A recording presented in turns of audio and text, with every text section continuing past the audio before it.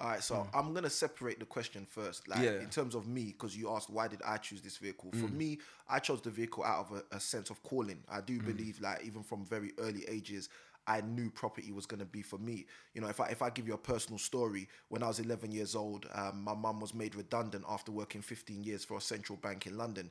You know, she was paying a mortgage on a very large 3-bedroom home. She's the mother of 4 boys. You know, so you can imagine what that looked like. You know, Yeah. not having a second income earner in the house. You know, I was 11. My oldest brother was probably 12, 13 at the time. You know, and my other brothers are younger than me. So we're in this situation where my mum could go to a traditional estate agent. However, the thing with traditional estate agents is a lot of them are commission based and target driven. So what that means is if this month I've hit my target, I've sold enough properties to be okay with my manager or my regional manager, then I don't need to sell your house this month. Yeah. And if you're in a place of problem or you're in a place of urgency, I don't need to meet your urgency. It's actually easier for me to hold your house till next month and sell it next month. That's more profitable for me, because then next month I can start to hit my target.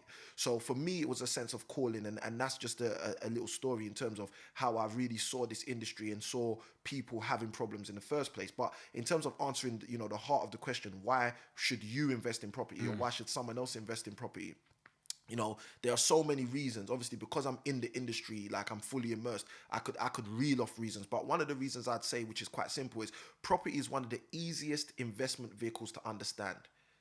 You know, it is actually one of everybody knows what a property is to start with. If I ask you what's a stock and you're not familiar with the stock market, it will take you some time to But actually you know understand. what a house is. That's Yeah. it. You know what a house Yeah, is. most You know what definitely. rent is.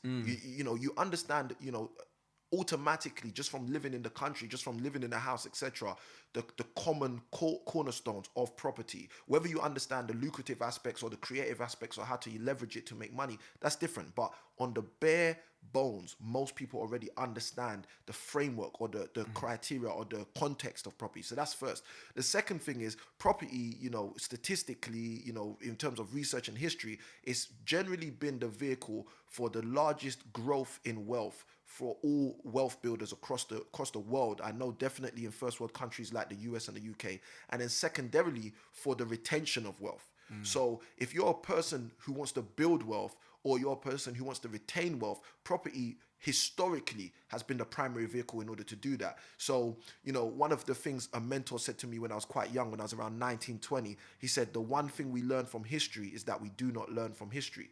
So that's what I find a lot of the time. People that are not in property, they're not learning from actual historical data. I'm not saying history always repeats itself, but I'm saying if you look back in history and you see that most people have built wealth through means of the vehicle of property, or most people Blueprints are there in yeah, essence. Yeah. that's you've said it. The blueprint is there.